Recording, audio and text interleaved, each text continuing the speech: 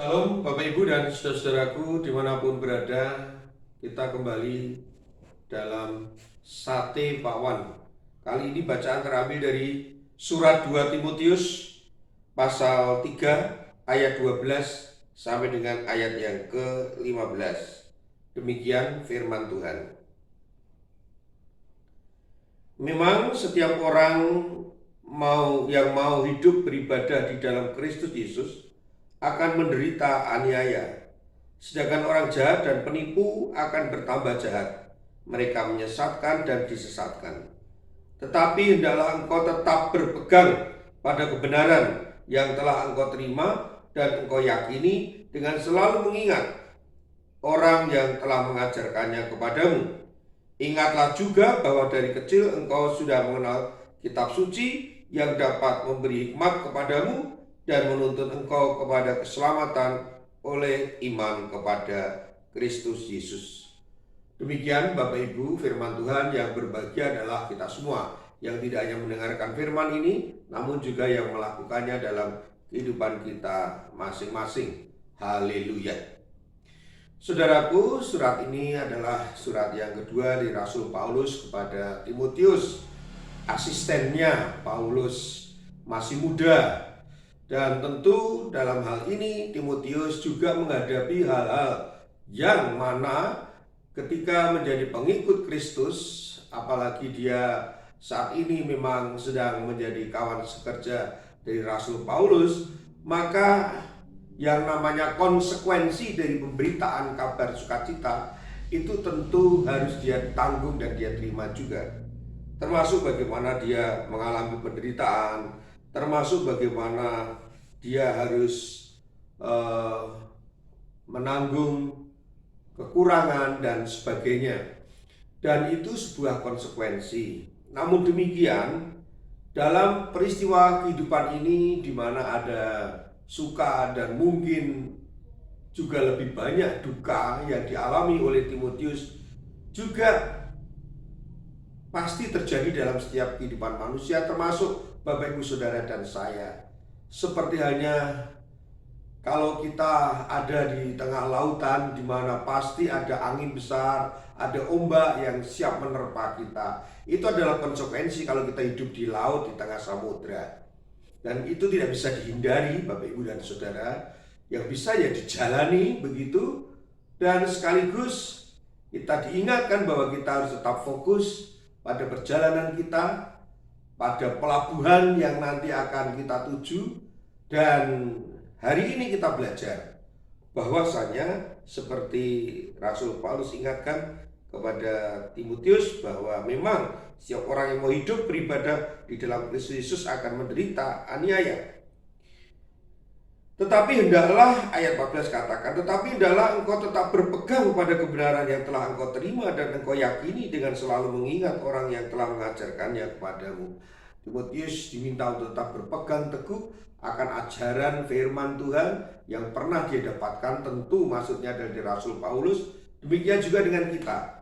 Firman-firman yang dulu ditaburkan oleh orang-orang yang sudah menjadi alat Tuhan untuk kita mengerti, mengenal firman Tuhan, itulah yang harus dipegang teguh ketika ombak datang, ketika badai datang menyerang kita, ketika ada angin topan. Maka firman itulah yang harus kita pegang teguh sehingga kita tetap bertahan, sehingga kita tetap pada tujuan mencapai pelabuhan iman kita. Tuhan memberkati saudara dan memberkati saya juga. Amin. Mari kita berdoa. Tuhan Allah Bapa kami yang ada di surga, kami diingatkan seperti hanya Timotius yang masih muda, kawan sekerja dari Paulus. Kiranya kami juga diberi kemampuan untuk dapat bertahan, mengandalkan firman Tuhan di tengah macam-macam peristiwa yang kami hadapi dalam samudra kehidupan ini.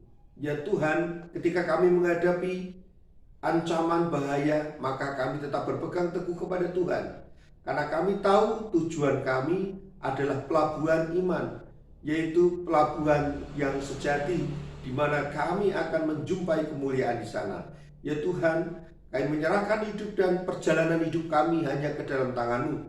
Hanya di dalam nama Tuhan kami Yesus Kristus kami berdoa dan mengucap syukur. Terima kasih Tuhan. Amin. Bapak Ibu Saudara, kita akan mendengarkan pujian di tengah ombak dan arus pencobaan.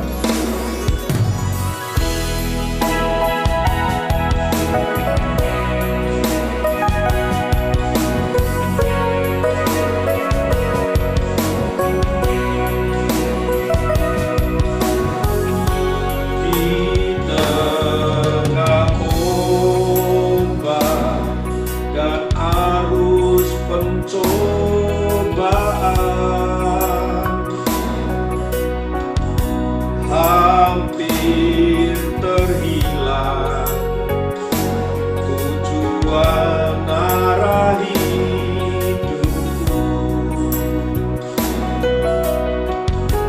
bagaikan kapal yang selalu diombang-ambingkan, mengharap kasih-Nya seolah-olah tiada waktu.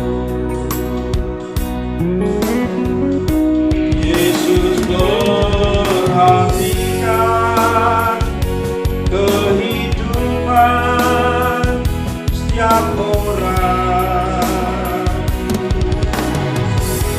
yang sudah rusak dibentukkan dengan penuh kasih sayang. Yesus perhatikan setetesan air mata.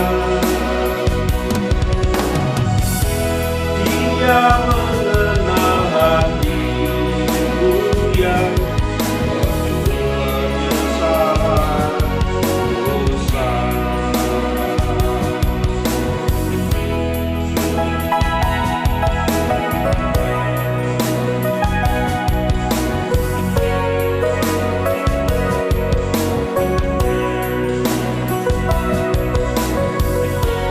Di tengah ombak dan arus pencobaan,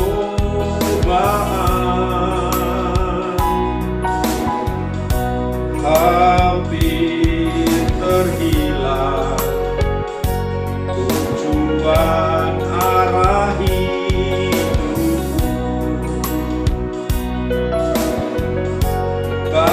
bagaikan kapal yang selalu diombang-ambingkan,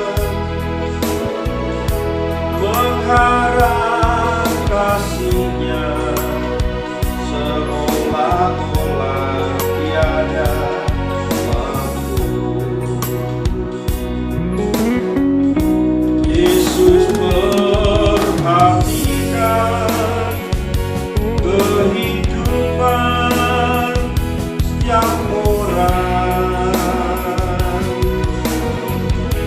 yang sudah rusak dibentukkan